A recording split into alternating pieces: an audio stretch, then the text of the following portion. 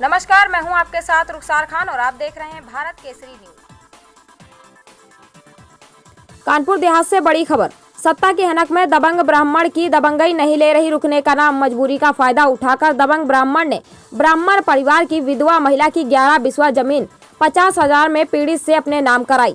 पीड़ित महिला ने 11 बिस्वा जमीन 3 लाख में बेची। बेचने के नाम पर दिया गया था 50,000 शेष धनराशि बहुत ही जल्द देने को बोला था। पीड़ित द्वारा बाकी 2.5 लाख शेष धनराशि मांगने पर दबंग विमल पांडे, कमलेश पांडे दोनों भाइयों ने किया मना। पीड़िता ने 11 बिस्वा जमीन 3 लाख में बेची।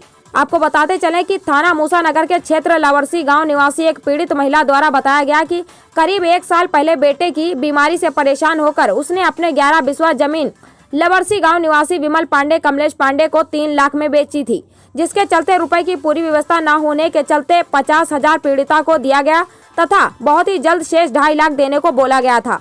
लेकिन बैनामा होने के 1 साल के बाद भी दबंग विमल पांडे, कमलेश पांडे द्वारा पीड़िता को शेष धनराशि नहीं दी गई है। अब देखने वाली बात ये होगी कि यूपी सरकार में दबंगों के खिलाफ हो रहे धड़ाधड़ एक्शन के बावजूद भी क्या मिलेगा पीड़िता को न्याय। दर दर भटक रही पीड़ित महिला को क्या मिलेगा यूपी सरकार में पीड़िता को न्याय।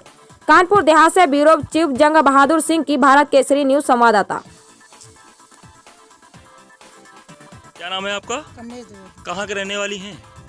लवर्सी। आपके साथ जो खेती को लेकर जो धोखाधड़ी की गई है, तो पूरा मामला क्या है? किसने धोखाधड़ी की है? कमलेश पांडे। कौन है कमलेश पांडे? कहाँ के रहने वाले हैं? यहीं के लवर्सी। लवर्सी के। तो किस तरीके धोखाधड़ी की गई है? वो 3 लाख की बात थी, 50,000 रुपए दिए उन्होंने।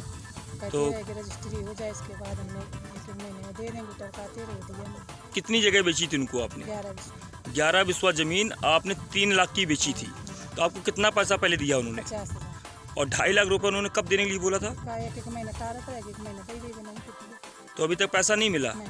तो अगर अब पैसा मांग रही हैं तो वो क्या जवाब दे रहे हैं कमलेश पांडे? कह रहे हैं पैसा है नहीं, गरीब है। तो इसमें वो पैसा देने से मना कर रहे हैं। हाँ। इस संबंध में आपने जिले के अधिकारियों से शिकायत की आप लोगों ने क्या? नहीं।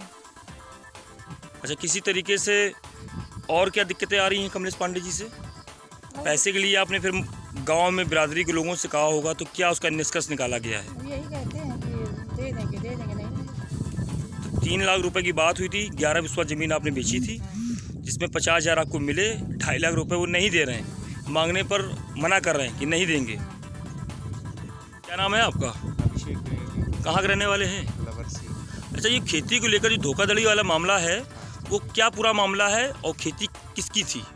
वो हमारे माता जी की थी और हम लोगों का सम्मिलित खाता था, ठीक है, मेरा और मेरी माता जी का।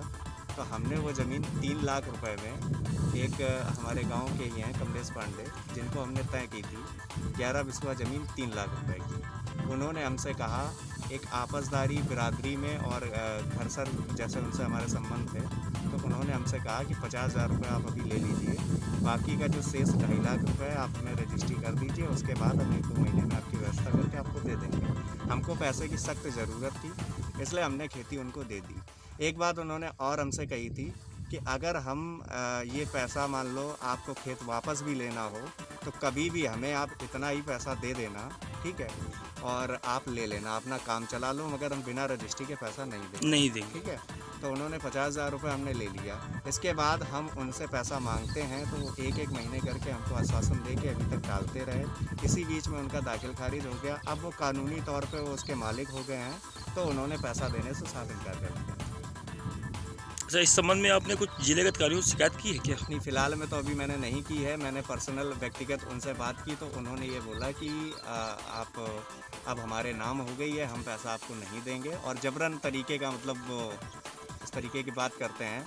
तो हम किसी तरीके का विवाद नहीं चाहते हैं। कहने का मतलब मेरे ये है कि वो पैसा जो है मेरा मुझे वापस मिले। इस संबंध में मैं मूसा नगर थाना क्षेत्र, मूसा नगर थाना हमारा लगता है, जहाँ पे हम प्रार्थना पत्र दे के और थानाध्यक्ष महोदय से न्याय की